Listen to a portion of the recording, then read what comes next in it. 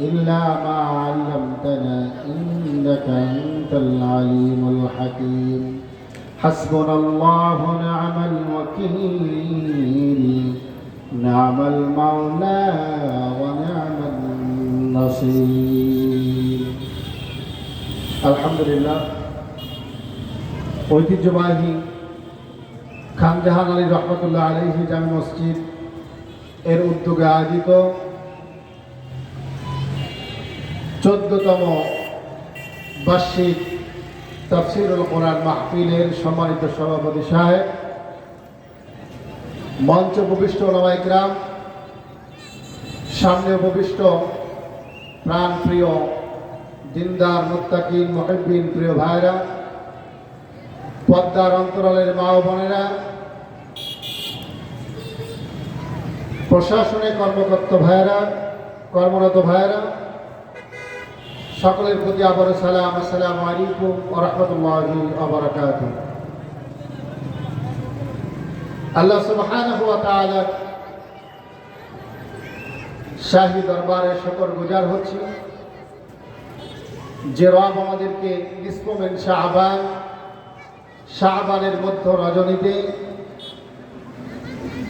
একটি তাফসীরুল কোরআন মাহফিলের কোরআনের সামিয়ানার নিচে কোরআনের বিছানায় বসার তৌফিক আল্লাহ আমাদেরকে দান করেছেন। এই জন্য আমরা রবের দরবারে কালিমত শুকরিয়া আদায় করছি, পড়ছি আলহামদুলিল্লাহ। লক্ষ কোটি দুরূদ সালাম মানবতার মুক্তির দিশারি সাইয়্যিদুল কাওনাইন সাইয়্যিদুস সাকালাইন রাহমাতাল লিল আলামিন জনাবে মুহাম্মদ রাসূলুল্লাহ সাল্লাল্লাহু আলাইহি ওয়াসাল্লামের উপর।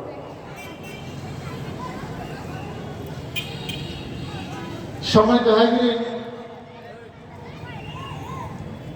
আজকে আমরা কথা বলবো রাষ্ট্র ক্ষমতা। এটা ভালো মানুষের দরকার আছে না নাই? নেতৃত্বের গুণাবলীতে ভালো মানুষের দরকার আছে না নাই?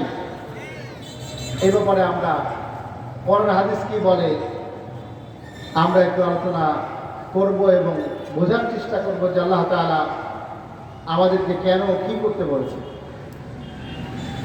সর্বপ্রথম যে আয়াতে কারিমা তেলাওয়াত করেছি, কুলিল্লাহুম্মা মালিকাল মুলক। রাসূলুল্লাহকে আল্লাহ তাআলা বলছেন, হে রাসূল আপনি বলুন সমস্ত মুলকিয়াত, সকল রাজত্বের মালিকানা, তামাম বিশ্ব ব্রহ্মাণ্ডের মালিক, ক্ষমতা একমাত্র কার? কুলিল্লাহুম্মা মালিকাল মুলক তুতিল মুলকা মান তাশা ওয়া তানসিউল মুলকা মিম্মান তাশা। সমস্ত শক্তির আধার, সকল কিছুর মালিকানা একমাত্র আল্লাহ রাব্বুল আলামিন। তিনি সেখান থেকে যাকে চান তাকে তিনি রাজত্ব দান করেন, ক্ষমতা দান করেন, নেতৃত্ব দান করেন। অতুইজ্জু মান তাশা, আল্লাহ যাকে চান, যাকে ইচ্ছা তাকে ইজ্জত, সম্মান, মর্যাদা আল্লাহ দান করে থাকেন। অতুযিল্লু মান তাশা, আল্লাহ যাকে চান তাকে অপমানিত, লাঞ্ছিত, হেয় প্রতিপন্ন তাকে আল্লাহ করতে পারেন। ওয়া তারযুকু মান তাশাউ বিগাইরি হিসাব, আর আল্লাহ রাব্বুল আলামিন হিসাব ব্যতীত রিজিক দান করে থাকেন যাকে ইচ্ছা তাকে। তাহলে কোরআনের এই আয়াত দ্বারা আমরা বুঝি যে আল্লাহ যাকে ইচ্ছা তাকে ক্ষমতা দেন, এবং কিছু কিছু দুষ্কৃতিকারী নেতা কর্মী যারা ছিল তারা বলতো যে আল্লাহ তো আমাদের ক্ষমতা রেখেছেন তার ইচ্ছার অনুযায়ী। কারণ তারা এই আয়াতে কারিমার ব্যাখ্যা, তাফসীর তারা বুঝতে অক্ষম ছিল, সক্ষম ছিল না। আল্লাহ রাব্বুল আলামিন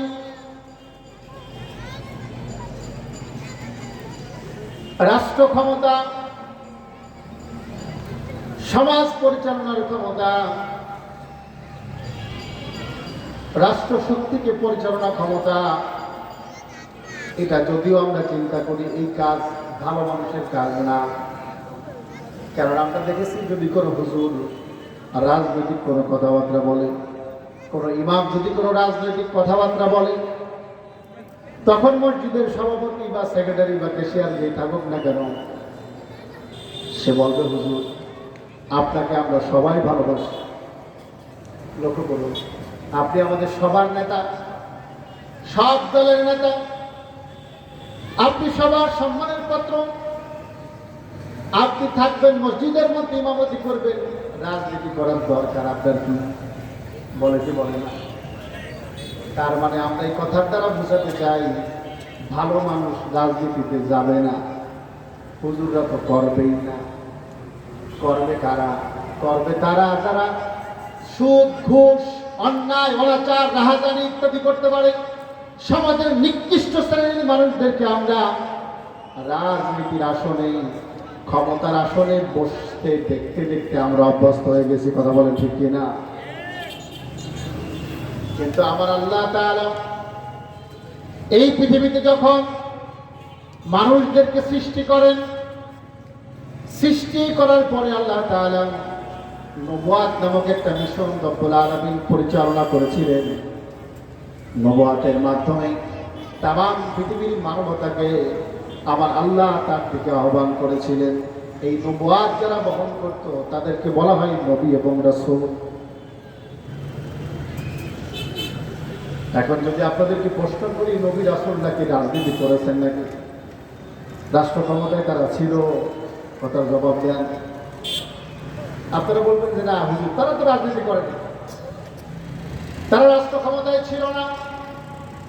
কিন্তু আল্লাহর কোরআন বলছেন, আল্লাহ রাব্বুল আলামিন আদম আলাইহিস সালাম থেকে শুরু করে নিয়ে শেষ নবী মুহাম্মদুর রাসূলুল্লাহ সাল্লাল্লাহু আলাইহি ওয়াসাল্লাম পর্যন্ত সব নবীদেরকে আমার আল্লাহ রাজনীতি শিক্ষা দিয়েছে।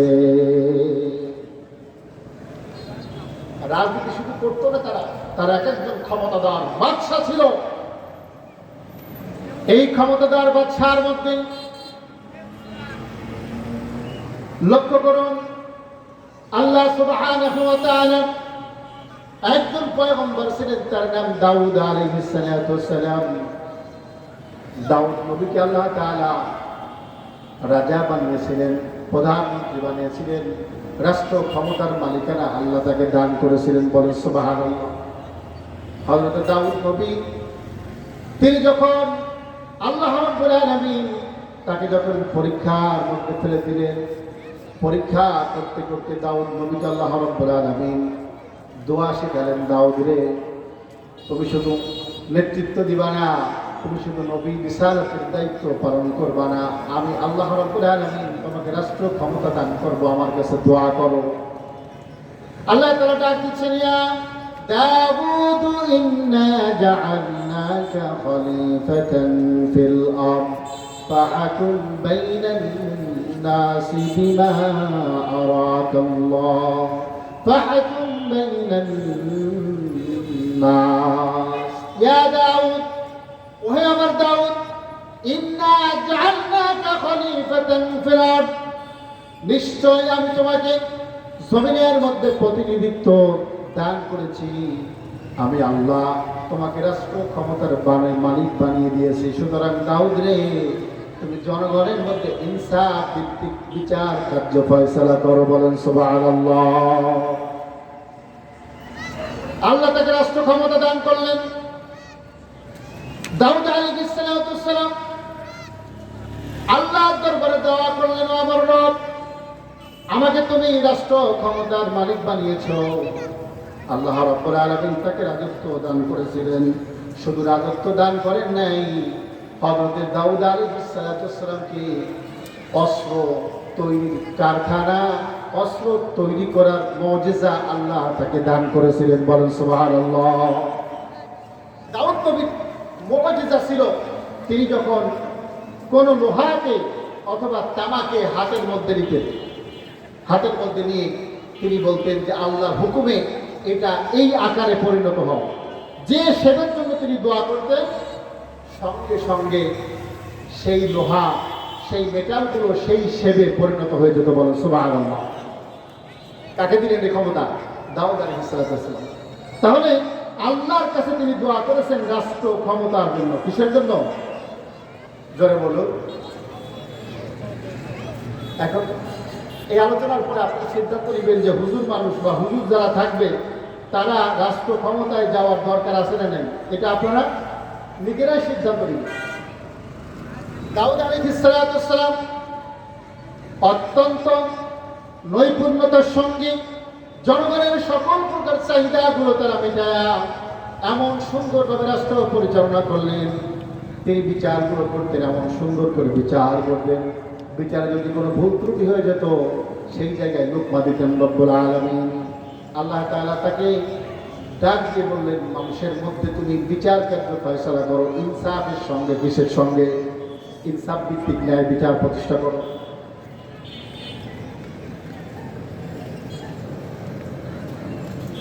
আমার ভাইয়েরা, হযরত দাউদ আলাইহিস সালাম রাষ্ট্র ক্ষমতার থেকে তিনি তার রাজ্য পরিচালনা করেছেন এবং তিনি তার সম্প্রদায়ের লোকদেরকে তিনি আল্লাহর দিকে আহ্বান করেছেন। একসাথে তিনি রাজাধিরাজ, তিনি সাম্রাজ্যের মালিক, অন্যদিকে তিনি রিসালাতের দায়িত্ব সঠিকভাবে সুন্দরভাবে পালন করেছেন। বলেন সুবহানাল্লাহ। আবার তিনি ইমামতির দায়িত্ব পালন করেছেন, নেতৃত্ব দান করেছেন। তিনি রিসালাতের দায়িত্ব যেমন পালন করেছেন, রিসালাতের দায়িত্ব যেমন পালন করেছেন, ঠিক তেমনি তিনি রাষ্ট্রের দায়িত্ব তিনি পালন করেছেন। নবীদের মতো শ্রেষ্ঠ মানুষ এই পৃথিবীতে আরেকজন আসবে? একটু জোরে বলুন না, আসবে? সামনের দিকে আমরা এগোয় আসি, চেপে বসি। এই যে ফাঁকা ভালো দেখাচ্ছে না, সামনের দিকে চলে আসি। সবাই জিকির করি লা ইলাহা ইল্লাল্লাহ সুবহানাল্লাহ আলহামদুলিল্লাহ লা ইলাহা ইল্লাল্লাহ সুবহানাল্লাহ আলহামদুলিল্লাহ লা ইলাহা ইল্লাল্লাহ লা ইলাহা ইল্লাল্লাহু মুহাম্মাদুর রাসূলুল্লাহ। দাউদ আলাইহিস সালাম আল্লাহর দরবারে তাকে আল্লাহ রাব্বুল আলামিন রাষ্ট্র ক্ষমতার মালিক বানিয়ে দিয়েছেন। তার একজন সন্তান ছিল, এই সন্তানের নাম হযরত সুলাইমান আলাইহিস সালাম। এই পৃথিবীর মধ্যে বন্ধু চারজন মানুষকে ক্ষমতাদার, সবচেয়ে বেশি ক্ষমতা দান করা হয়েছিল, বিশাল সাম্রাজ্যের মালিকেরা দান করা হয়েছিল। তার মধ্যে দুইজন ছিল মুসলমান আর দুইজন ছিল কাফের।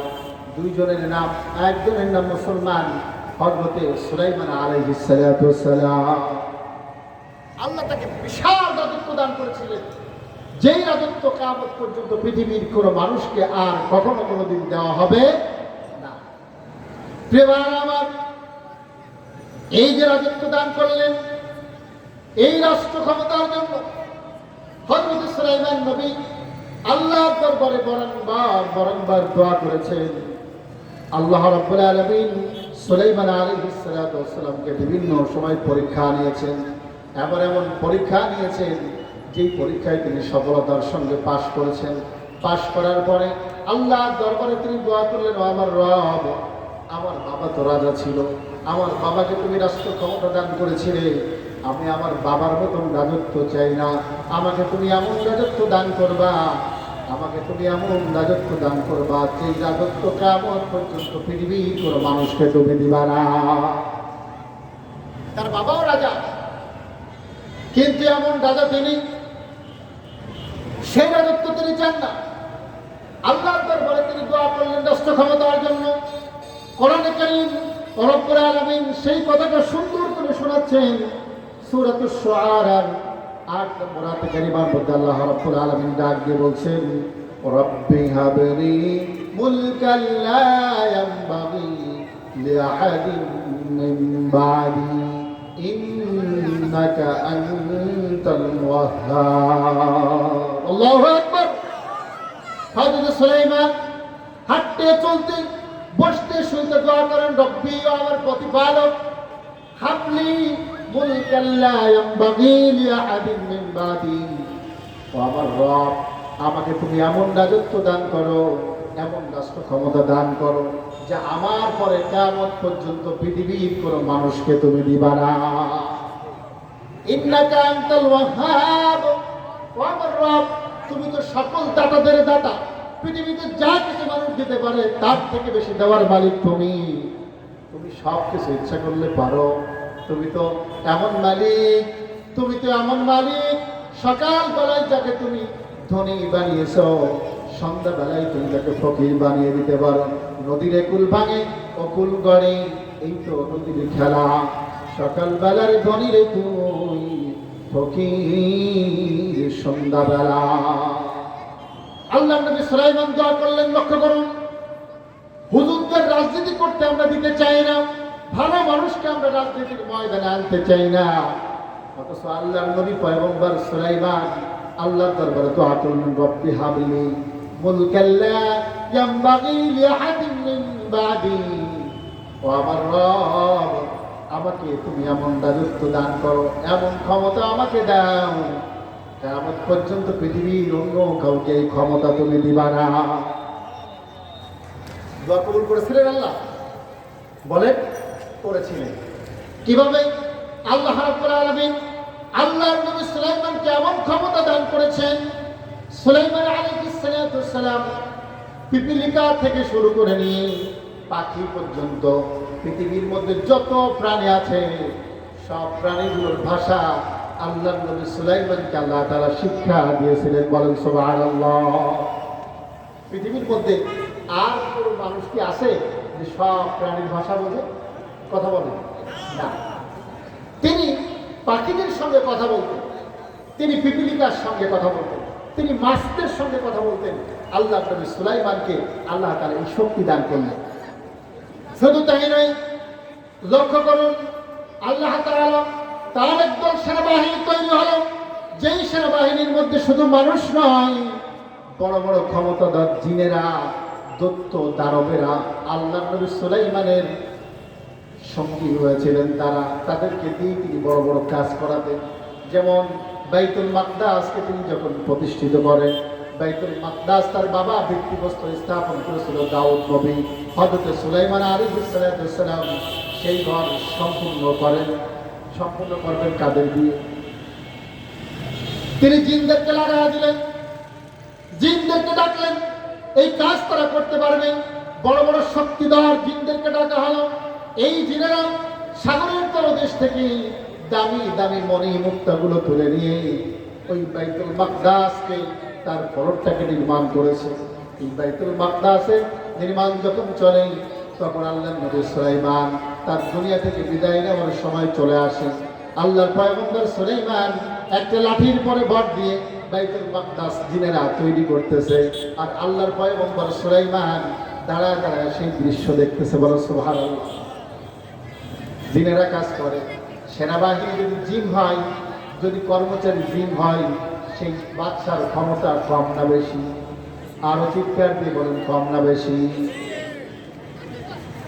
সুলাইমান আলাইহিস সালাম দাঁড়ায় দাঁড়ায় দেখে জিনেরা কাজ করে এমন সময় আজরাইল চলে আসলো মালাকুল মউত চলে আসলো সালাম দিলেন আসসালাতু আসসালামু আলাইকা ইয়া আল্লাহর পয়গম্বর সুলাইমান আপনার পরে আল্লাহর সালাম আপনাকে নিয়ে যাওয়ার সময় হয়ে গিয়েছে আল্লাহ অর্ডার করেছেন আল্লাহ আপনার কাছে অনুমতি চেয়েছেন আল্লাহ রাব্বুল আলামিন আপনার সঙ্গে দিদার করার জন্য বসে আছেন আপনি কি যেতে চান কিনা আল্লাহর পয়গম্বর সুলাইমান বললেন আমাকে তুমি নিয়ে যাও আল্লাহর সঙ্গে মোলাকাত করার থেকে বেশি ভালো অনুভূতি পৃথিবীর মধ্যে আর থাকতে পারে না সুতরাং আমি চলে যাব কিন্তু আমার দুইটা চাওয়া আছে কয়টা চাওয়া দুইটা চাওয়া এক নম্বরে এই বাইতুল মাকদাস নির্মাণ করতেছে জিনেরা এই জিনেরা যদি জানতে পারে আমি দুনিয়া থেকে বিদায় নিয়ে চলে গিয়েছি তাহলে তারা কাজ করবে না সুতরাং আমি লাঠির পরে দাঁড়িয়ে রইলাম এই লাঠির পরে দাঁড়িয়ে থাকবো এই কাজ সম্পূর্ণ না হওয়া পর্যন্ত আমি যেন না পড়ে যাই। মৃত্যুবরণ করব, চলে যাব, কিন্তু কাজ সম্পূর্ণ হওয়া পর্যন্ত আমি এখানে এই লাঠি করে ধার দিয়ে দাঁড়িয়ে থাকবো। 2 নম্বর, আমার চোখ খোলা থাকবে যেন আমি জিন্দের দিকে তাকায় দেখতে পারি তারা কাজ করতেছে। কেমন বাদশাহিত্ব আল্লাহ তাকে দান করেছিলেন দেখুন। রে ভাইরা আমার, জীবন দায়িত্ব উড়ে গেল, আল্লাহর পয়গম্বরের দেহখানা সেখানে দাঁড়িয়ে রইল। আল্লাহর কোরআন বলছে ওই বুকা ছাড়া আর কেউ জানতে পারে নাই যে আল্লাহর পয়গম্বর চলে গিয়েছে। ওই বুকা তার হাতের ব্যবহৃত লাঠিটা খাওয়া শুরু করে দিয়েছে। এদিকে জিনেরা কাজ করতে করতে কাজ সম্পূর্ণ হয়ে গেল। এবার ডাকতেছে, হুজুর আসুন, আল্লাহর ঘর বাইতুল মাকদাস প্রতিষ্ঠিত হয়ে গেছে, আপনি একটু এসে দেখুন, কাজ সম্পূর্ণ কমপ্লিট। সুলাইমান তাকিয়ে আছে, জিনেরা বারবার তাকে আসুন, বাদশা আসুন, জাহাপানা আসুন। সুলাইমানের জবান দিয়ে কোনো কথা বের হয় না, খালফাল করে তাকায় আছে। জিনেরা যখন তার গায়ের মধ্যে হাত দিল, ধারা দিল, পয়গম্বর চলুন বাইতুল মাকদাস আপনি উদ্বোধন করবেন। আর আল্লাহর পয়গম্বরের লাঠিটা যে দুই বোকায় খেয়ে পেয়েছিল, সঙ্গে সঙ্গে আল্লাহর পয়গম্বর জমিনের মধ্যে টাস করে পড়ে গেল। এই যে পড়ে গেল, জিনেরা বুঝতে পারলো যে তিনি অনেক আগেই মারা গিয়েছেন। তারা বলল, সুলাইমান, যদি আমরা জানতাম তুমি পৃথিবী থেকে বিদায় নিয়ে চলে গেছো, তাহলে এই কাজ আমরা করতাম না। এখানে আমাদের একটা শিক্ষা আছে। মূল শিক্ষাটা হচ্ছে, আমরা অনেক সময় জিনদের কাছে যাই হাত দেখানোর জন্য, যাইতে যাই না, ভবিষ্যৎ শোনার জন্য গণকের কাছে যায়, জিনদের কাছে যায়। অনেকের ঘাড়ে জিন আছে, তাদের কাছে আমরা শুনতে যাই যে আমাদের আগামী দিনগুলো কেমন যাবে। আচ্ছা বলুন, সুলাইমান নবীর এই ঘটনাকে কেন্দ্র করে আপনারা শুনলেন, জানলেন, বলুন তো জিনেরা ভবিষ্যৎ জানে কি? চিৎকার দিয়ে বলুন, জানে?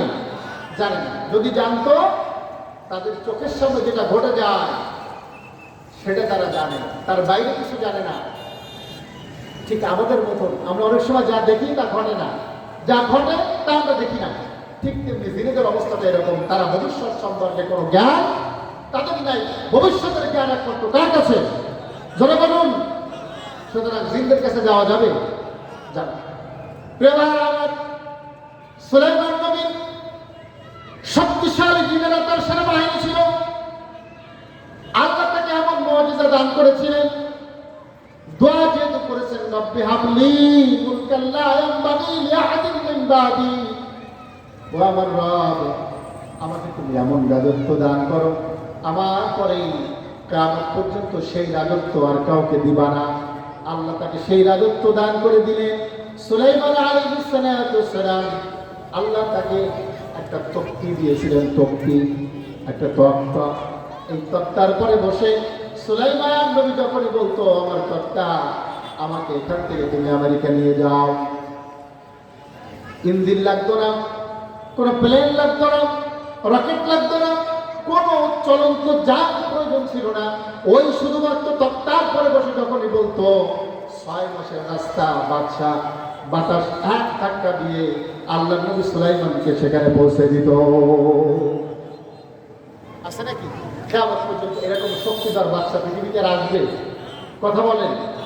তাহলে দোয়া করেছেন রাষ্ট্র ক্ষমতার জন্য কার কাছে? কে দোয়া করেছেন? সুলাইমান আলাইহিস সালাম। তার আগে শুনলাম তার বাবা দাউদ আলাইহিস সালাম। তার রাষ্ট্র ক্ষমতায় ভালো মানুষের প্রয়োজন আছে না নেই? জোরে বলুন। আমরা কি রাষ্ট্র ক্ষমতায় ভালো মানুষ দেখতে চাই?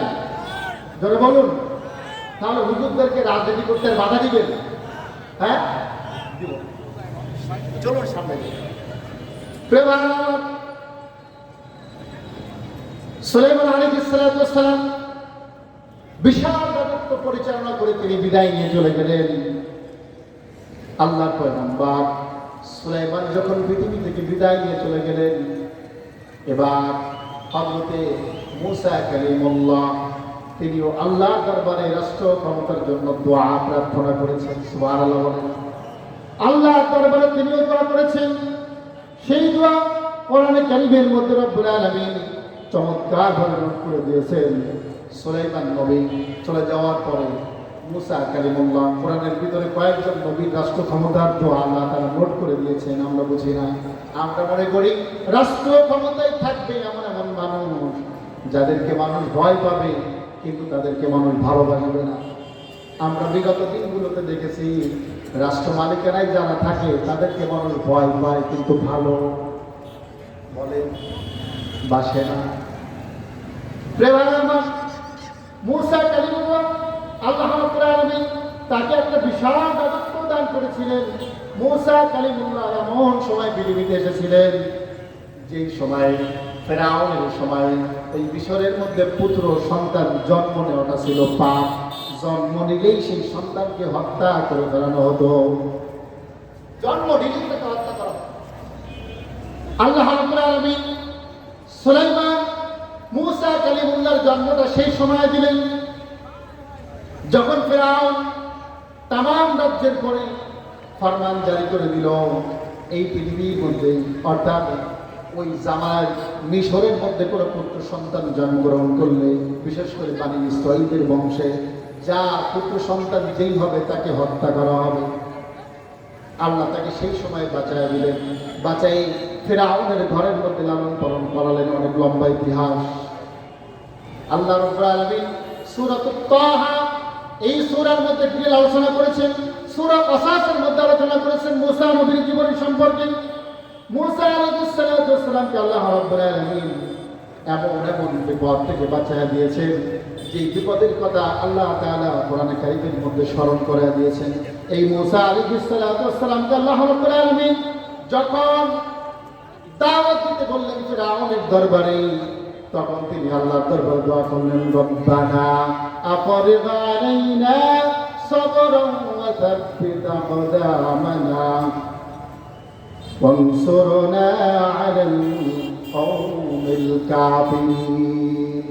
রব্বানা, ওহে আমাদের প্রতিপালক, আফরিগ আলাইনা সাবরান ওয়া সাব্বিত আকদামানা, আমাদের উপরে তুমি ধৈর্যকে পরিপূর্ণ করে দাও। শুধু তাই নয়, আমাদের পাকে মজবুত বানায় দাও, কারণ পা যদি মজবুত না হয় ক্ষমতাদার বাদশার সামনে আমরা দাঁড়াতে পারবো না। কবরে যদি শক্তি না থাকে ক্ষমতাদার মানুষের সামনে দাঁড়ানো যায়? জোরে বলুন, যায় না। কবরে শক্তির প্রয়োজন আছে না নেই? এই শক্তি অনেক সময় একা হয় না। এই শক্তি কখনো একা একাকিত্ব অর্জন করা যায় না। এই শক্তি অর্জন করতে গেলে তার সঙ্গে সংঘবদ্ধ দলের প্রয়োজন আছে না নেই? জোরে বলুন, আছে না নেই? আচ্ছা, এটা আমরা দেখেছি। মূসা কালিমুল্লাহ তার ভাইয়ের জন্য দোয়া করলেন, আল্লাহ আমার ভাই হারুনকে আমার সঙ্গী করে দাও। আল্লাহর কাছে দোয়া করলেন, দোয়া কবুল হলো। মূসা কালিমুল্লাহ বললেন, আমি দাওয়াত দিতে যাবো, আমার ভয় হয়, ফেরাউন আমার কথা শুনবে না। তার অসংখ্য আয়না ঘর রয়েছে, অসংখ্য জেলখানা রয়েছে, অসংখ্য সমান্ত রয়েছে, তার ইন্টেলিজেন্ট ব্রাঞ্চ রয়েছে। আমার কথা শোনার আগেই আমাকে হত্যা করে ফেলতে পারে। আমার রব, আমার ভাইকে আমার সহযোগী বানায় দাও, আর আমার পাটাকে মজবুত করে দাও। আমি যেন সুদূরভাবে দাঁড়িয়ে ফেরাউনের সামনে আমি তোমার দিনকে প্রচার করতে পারি। বলেন সুবহানাল্লাহ। কারণ ফেরাউন ছিল এত ক্ষমতাধর, 450 বছর ক্ষমতায় টিকেছিল। কয় বছর? জোরে বলে। আমাদের 5 বছর 10 বছরের খেলা যদি এই হয়, তাহলে 450 বছরের খেলাটা কি ছিল চিন্তা করুন তো। কথা বলার মতো কেউ ছিল না, নিজেকে খোদা দাবি করত, ঘোষণা করে বসত জনগণের সামনে, এই পৃথিবীর মধ্যে আমার থেকে বড় ক্ষমতা দেওয়ার আর কেউ নাই, আমি হচ্ছে সবচেয়ে বড় রব। করে নাউজুবিল্লাহ। কে বলেছিল? আরো জোরে। বলল, আমি হচ্ছে বড় রব, আমার থেকে আর কেউ বড় নয়।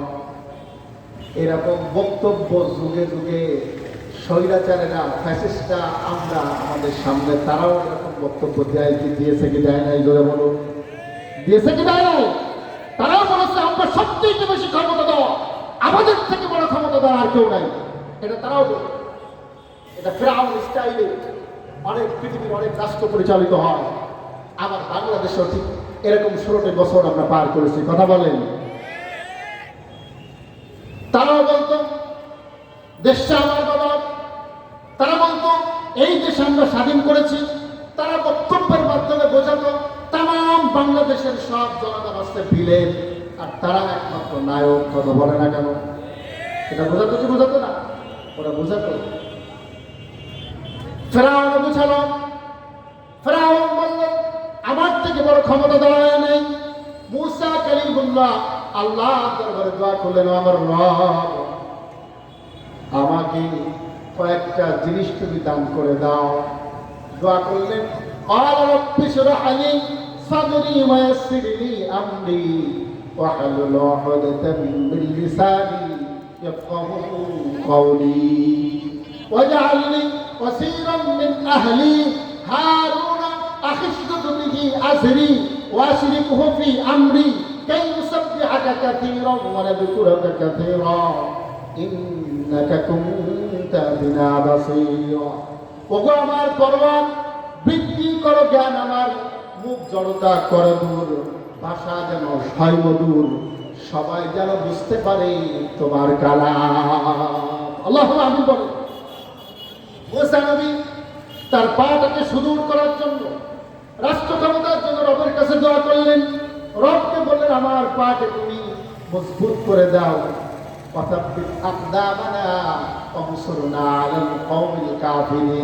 আর কাফেরদের পরে আল্লাহ তুমি আমাকে বিজয় দান করো।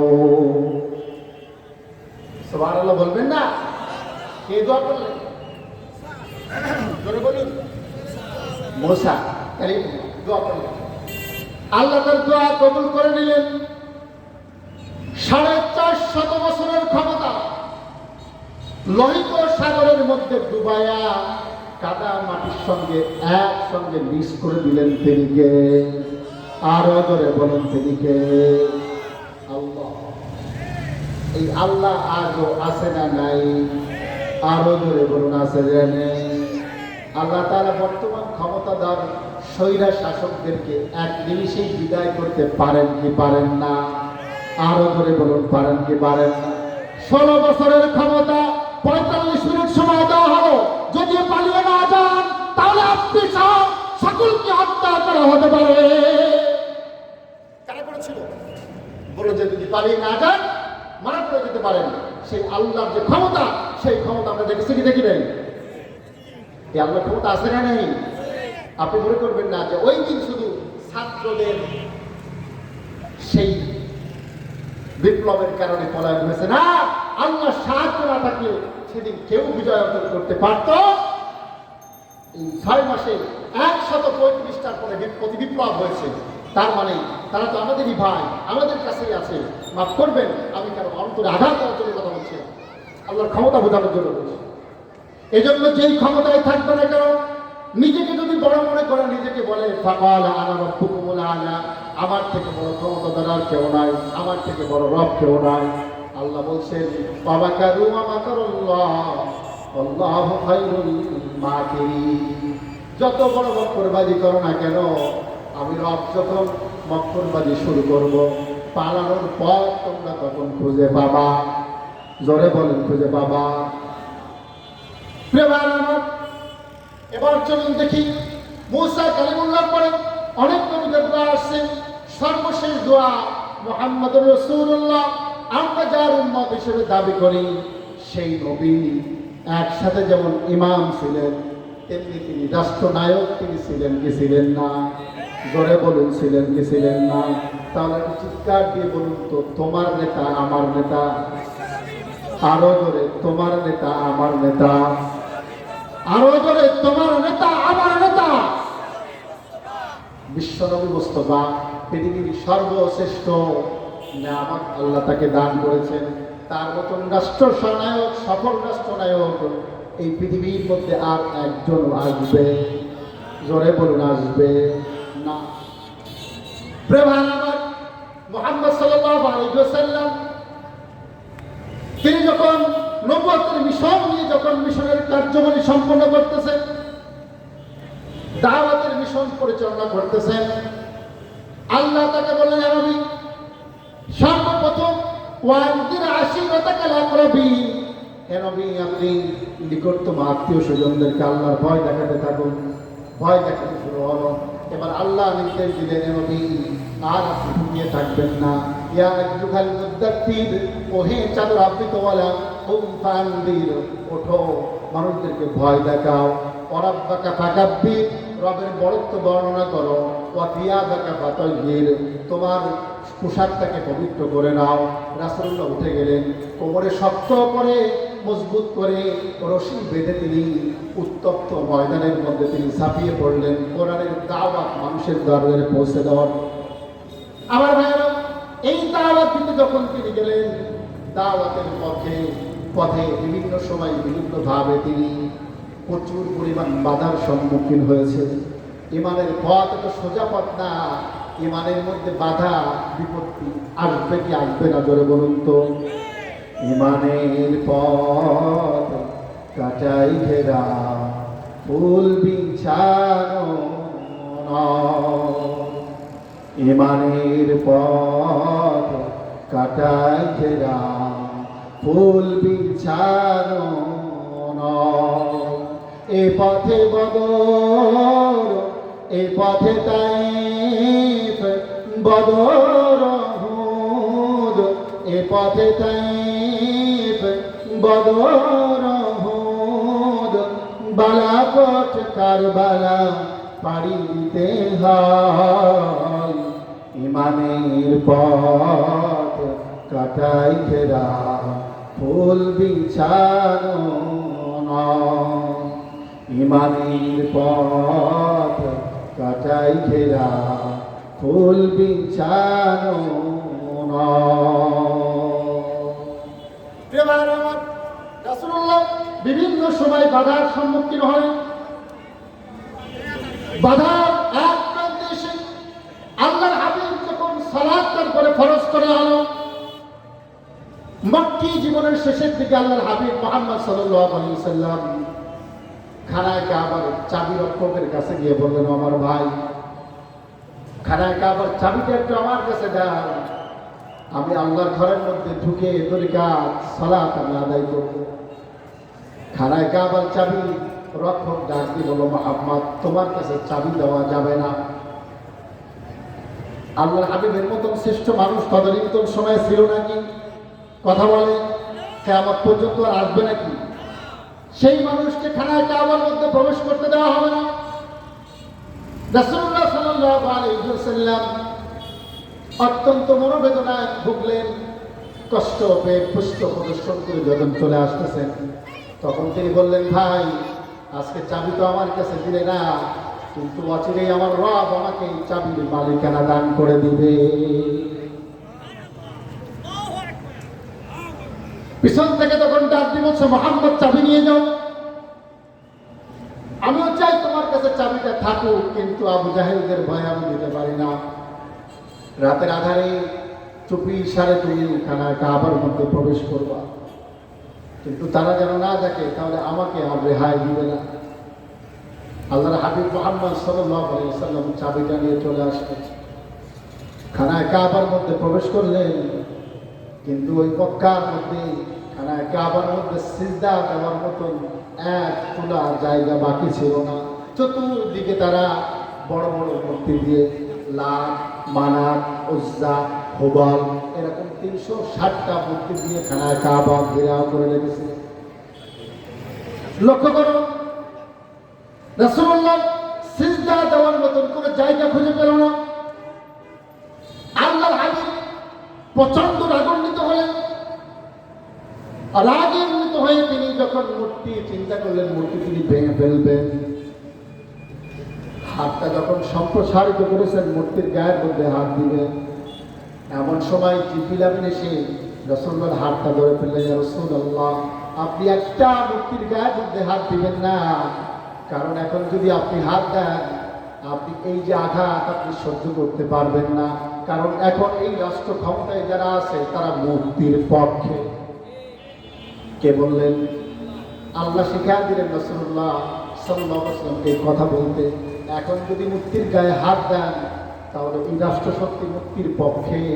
আপনি একা আপনার ছোট্ট গুটি কয়েকজন গরিব গরিব মুসল্লিদের নিয়ে আপনি কখনোই তাদের সঙ্গে পেরে উঠবেন না, কারণ রাষ্ট্র ক্ষমতার মালিকানা আল্লাহ এই মুহূর্তে তাদের হাতের মধ্যে আছে। প্রিয় ভাইরা আমার, রাসূলুল্লাহ ওহী নাযিল হলো, জিবরিল আমিন ডাক দিয়ে বলে, রাসূলুল্লাহ আপনি এখন থেকে রাষ্ট্র ক্ষমতার জন্য আল্লাহর দরবারে দোয়া করেন। লক্ষ্য করুন, রাষ্ট্র ক্ষমতার জন্য রবের কাছে দোয়া করুন। তারা যেই নেতৃত্বের আসনের মধ্যে বসে আছে, আপনাকে যেন আল্লাহ এর থেকে বড় নেতৃত্ব দান করেন। বলেন সুবহানাল্লাহ। আয়াত নাযিল হয়ে গেল, রব্বানা রব্বি আদখিলনি মুদখালা সিদকিন ওয়া আখরিজনি মুখরাজা সিদকিন ওয়াজআলনি মিন লাদুনকা সুলতানান নাসীরা। আল্লাহুম্মা আমিন। বলেন, রাসূলুল্লাহ দোয়া করলেন, ও আমার রব, রব্বি আমার প্রতিপালক, আদখিলনি মুদখালা সিদক ওয়া আখরিজনি মুখরাজা সিদক। ও আমার প্রতিপালক, সত্যের সঙ্গে আমাকে বাহির করো, সত্যের সঙ্গে প্রবেশ করাও, সত্যের সঙ্গে প্রবেশ করাও, সত্যের সঙ্গে বাহির করো, আর আমাকে দান করো। ওয়াজআলনি মিন লাদুনকা সুলতানান নাসীরা। আমাকে দান করো রাষ্ট্র ক্ষমতা, আমাকে রাষ্ট্র ক্ষমতা দান করো। পৃথিবীর সব মুফাসসির একমত, সুলতান নাসিরা দ্বারা বিশ্ব নবী রাষ্ট্র ক্ষমতার জন্য দোয়া করেছেন। চিৎকার দিয়ে বলুন সুবহানাল্লাহ। তাহলে আল্লাহর নবী রাষ্ট্র ক্ষমতার জন্য দোয়া চেয়েছেন কার কাছে? শিখায়া দিলেন কে? আরো জোরে বলুন। শিখায়া দিলেন আল্লাহ। মোহাম্মদ হাত গিজনা গুপ্তা তানা গুপ্তা জিবরাইল, জিবরাইল হার গিজনা গুপ্তা তানা গুপ্তা রজ্জালি। জিবরাইল মুহাম্মদ কোন কথা, ওহীর কোন কথা, কোরআনের কোন কথা নিজের প্রবৃত্তি অনুসরণ করে তিনি বলতেন না। তিনি যেটা বলতেন জিবরিল তাকে শেখায়া দিত, আর জিবরিলকে শেখায়া দিত স্বয়ং আল্লাহ রাব্বুল আলামিন। চিৎকার দিয়ে বলুন আল্লাহু আকবার। সেই মুহাম্মদ রাষ্ট্র ক্ষমতার জন্য কার কাছে দোয়া করেছেন? আরো জোরে বলুন, কার কাছে? তাহলে আমাদের রাষ্ট্র ক্ষমতায় যাওয়ার জন্য দোয়া করার দরকার আছে না নাই? আরো জোরে। তাহলে কি আমরা কি রাজনীতি করতে পারবো? হুজুররা কি পারবে? কথা বলে না কেন? মসজিদের ইমাম পারবে? মাদ্রাসার শিক্ষক পারবে? বাধা দিব তো আমরা? হ্যাঁ, আমরা মনে করি হুজুর হচ্ছে একটা এলিয়ন, অন্য কোনো গ্রহ থেকে আসছে, তার কাজ হচ্ছে জেগে জাস্কার করা আর নামাজ পড়ানো, এর বাইরে হুজুরদের কোনো কাজ নেই। আছে না নেই? হুজুরদের পিছনে আমরা যেভাবে লাগিয়ে থাকি, একটা মসজিদে ইমাম একজন, মুসল্লি তাকে শত শত হাজার হাজার, একজন ইমামের পিছনে হাজার হাজার সিসি ক্যামেরা লাগানো। হুজুর কেমনে হাঁটে, কেমনে কথা বলে, কেমনে কোন চার দোকানে দাঁড়ায়, কোন দোকান থেকে বাজার করে, কি বাজার করে, এত টাকা পাই কই, ইত্যাদি ইত্যাদি। এই সিসি ক্যামেরা আছে না নেই? মানে হুজুর হচ্ছে একটা অন্য গ্রহের, এখান থেকে আসছে, মসজিদের মধ্যে থাকবে, তার কোনো কাজ নাই, সে শুধু ইমামতি করবে। ব্যাপারটা এরকম তো? যে ভাইরা, সব নবীরা এই রাষ্ট্র ক্ষমতার জন্য দোয়া করেছেন। রাসূলুল্লাহ যদি মদিনার সম্রাট না হতেন, তাহলে ইসলাম প্রচার তিনি করতে পারতেন না।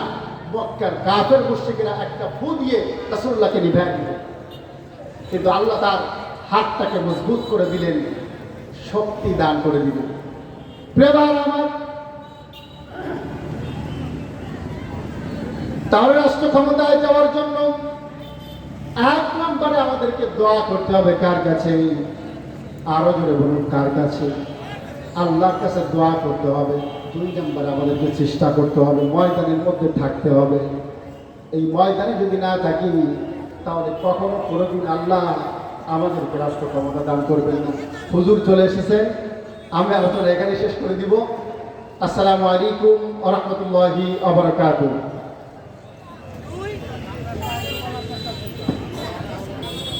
আলহামদুলিল্লাহ,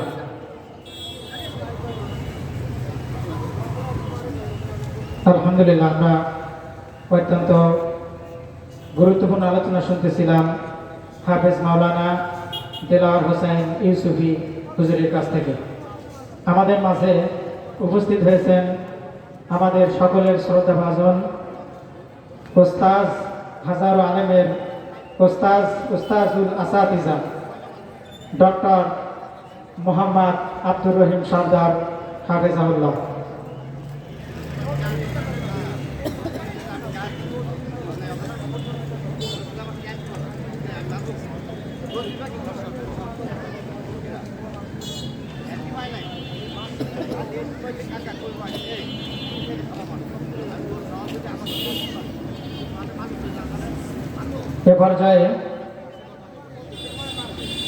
এ পর্যায়ে আপনাদের সম্মুখে কোরআন ও হাদিস থেকে মূল্যবান আলোচনা পেশ করছেন আমাদের সকলেরই ওস্তাজুল আসাতিজা ডক্টর মোহাম্মদ আব্দুর রহিম সর্দার। ডক্টর মোহাম্মদ আব্দুর রহিম সর্দার, ভারপ্রাপ্ত অধ্যক্ষ, খুলনা আলিয়া কামিল মাদ্রাসা। আমি হুজুরকে তার মূল্যবান আলোচনা পেশ করার জন্য সবিনয় অনুরোধ করছি।